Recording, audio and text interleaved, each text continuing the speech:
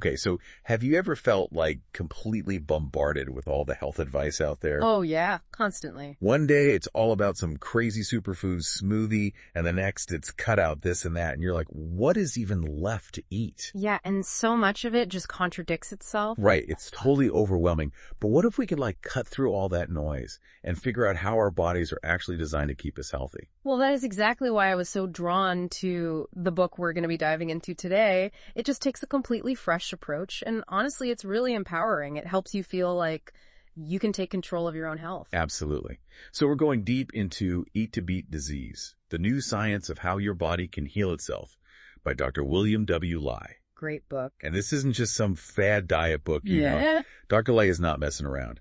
He is a physician, a scientist, and a total pioneer in angiogenesis research. Have you heard of angiogenesis before? Yeah, it has to do with blood vessels, right? Yeah, exactly. It's all about the growth of new blood vessels.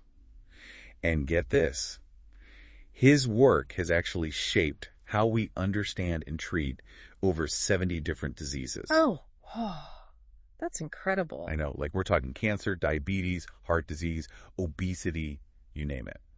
And this book is built on solid research, evidence-based science through and through. That's so important, especially these days when there's just so much misinformation floating around. Exactly. So our mission today is to pull out the most useful and practical knowledge from this book and really zeroes in on how over 200 specific foods can actually support your health. Sounds delicious. Right. So think of this as your cheat sheet to understanding how to eat to support your body's own natural defenses without getting bogged down in all the complicated science-y stuff. Love it. We're keeping it clear, engaging, and hopefully we'll have some of those aha moments for you along the way. I think we will. The book lays out this really insightful framework based on 5 key defense systems. Oh, yeah. Tell me more about that. Well, these systems are basically like your body's internal superheroes. They're working behind the scenes all the time to keep you healthy. Okay, I'm intrigued. What are they? So we've got angiogenesis, regeneration, the gut microbiome, DNA protection, and immunity. So it's like a whole team of superheroes. Exactly. And we're going to explore each of these systems and, most importantly, the everyday foods that can help them function at their best. Love that. Okay, so let's talk about the core concept here. It's really about shifting how we think about food altogether, right? It really is. We're so used to thinking of food in terms of calories and the basic nutrients, but Dr. Lee shows us that food can actually influence our biology on a much deeper level. It's so cool. It is. It's about understanding that what we eat isn't just fuel. It's information that interacts with our cells and can activate these incredible health defense systems. Okay, so it's not just about what we shouldn't eat, but also about what we should be eating more of. Precisely, and that's what's so empowering about this whole approach. It's not about deprivation or restriction, it's about adding in delicious foods that actively work to keep us healthy. I love that. Okay, so let's jump into these 5 defense systems and some of the specific foods that Dr. Lee highlights. Let's start with angiogenesis, since we mentioned that earlier. Great place to start. So as we touched on earlier, angiogenesis is your body's ability to grow new blood vessels. This is super important for things like healing when you get a cut, or for growth during childhood, and just for maintaining healthy tissues in general. Right, so that's the good side of angiogenesis. Exactly. But here's where it gets a little bit more complex. Angiogenesis also plays a role in diseases like cancer. Tumors, for example, they actually need a network of blood vessels to grow and spread. Those blood vessels supply the tumor with nutrients and oxygen that it needs to thrive, unfortunately. Okay, so it's kind of a double-edged sword. We need angiogenesis, but we don't want it working against us. So are there foods that can help us maintain that balance? Yes, absolutely. And Dr. Lee talks about several of them. A great example is plums. Plums? Interesting. I know, right? But plums contain these compounds, specifically flavonoids and phenolic acids, that research suggests might actually inhibit that abnormal blood vessel growth that can feed tumors. So just snacking on a plum could actually be helping to keep unhealthy angiogenesis in check. It really could. That's amazing. I never thought of plums as being so powerful. What other foods have an impact on angiogenesis? Well, another one that Dr. Lai mentions is jasmine tea. Oh, I love jasmine tea. It's so good. And it turns out that it contains substances that have been shown to modulate angiogenesis. So that calming cup of tea you enjoy could be doing way more than just relaxing you. Wow. Okay, jasmine tea is officially going on my grocery list. What else is there? All right, this next one might surprise you. Dr. Lee also talks about red wine and beer. Really? I know it seems counterintuitive, but both red wine and beer contain compounds like resveratrol in red wine and polyphenols in both that have been shown to have effects on angiogenesis. So a glass of red wine or a beer could actually be good for you. Well, it's not a free pass to go overboard, but it's a good example of how even things that we might not consider healthy can have beneficial elements in moderation. I like how Dr. Lai emphasizes moderation. It's all about balance, right? Absolutely. It's not about extremes. It's about making informed choices and enjoying a variety of foods. So that's angiogenesis, our body's way of growing blood vessels and some of the foods that can help keep it in a healthy balance. What's next? Okay, so let's move on to regeneration. This is your body's amazing ability to renew and repair its own cells. Think about how your skin heals after a cut or how your liver can actually regenerate itself. That's incredible when you think about it. It really is. And the system is constantly working to keep our tissues and organs healthy and functioning properly. And certain foods can actually support this regeneration process and even protect our DNA, which is like the blueprint for all this cellular renewal. Okay, that makes sense. So which foods can help us keep our cells in tip-top shape? Well, one of the superstars here is the San Marzano tomato. Oh, those are the best tomatoes for sauce. They really are. And they're packed with lycopene, which is a powerful antioxidant. Research suggests that lycopene may actually support cell regeneration and protect our DNA from damage. So that delicious pasta sauce could be doing way more than just tasting good. Exactly. It's like a 2-for-1 deal. Okay, I am on board with that. What other foods are good for regeneration? Another one that's really beneficial is olive oil, especially extra virgin olive oil. I love olive oil. It's so versatile, and it's packed with healthy monounsaturated fats and antioxidants. These compounds can help protect our cells from damage and support the natural regeneration process. So that drizzle of olive oil on my salad is actually doing my body a lot of good. You got it. It's all about those little choices adding up over time. All right, so we've covered angiogenesis and regeneration. Now I'm really curious about the gut microbiome. Seems like everyone is talking about the microbiome these days. It's definitely having a moment, and for good reason. The microbiome is this incredible community of trillions of microorganisms that live in our gut, and it plays such a huge role in our overall health. We're talking about everything from our immune response and digestion to even our mood.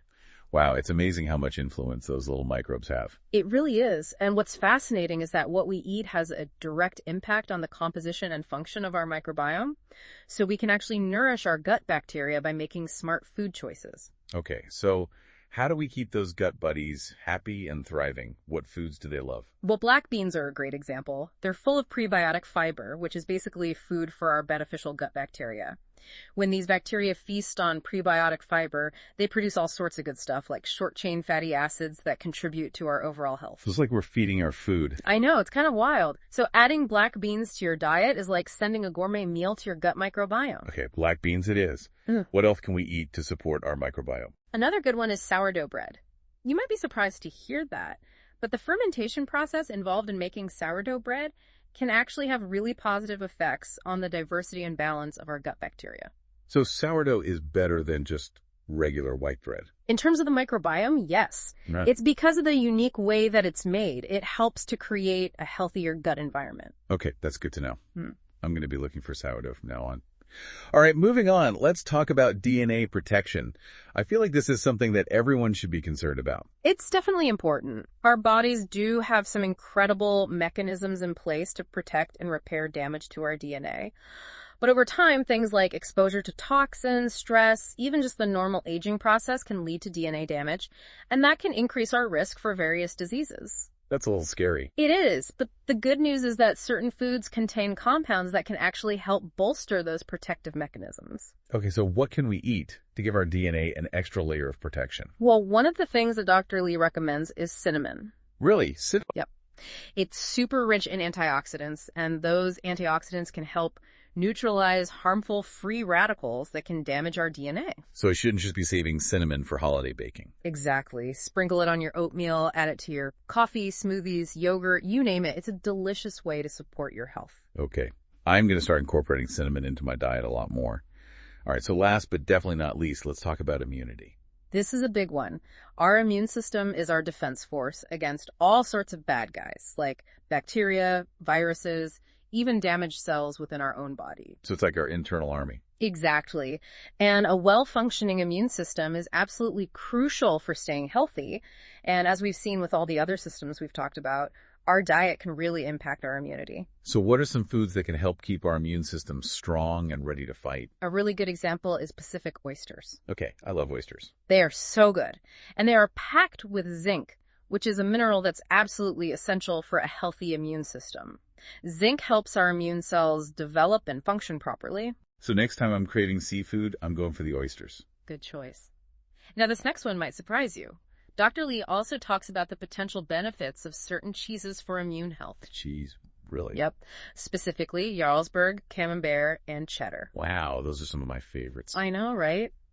And while the research is still ongoing, these cheeses contain compounds that early studies suggest might have some positive effects on our immune system. So indulging in a bit of cheese now and then might actually be doing my immune system a favor. It's possible, but again, moderation is key. It's all about enjoying these foods as part of a balanced diet. So we've learned about all these amazing foods that can support our health, but it can feel overwhelming to try and incorporate everything at once. Absolutely. And Dr. Lee emphasizes that this is not about making radical changes overnight.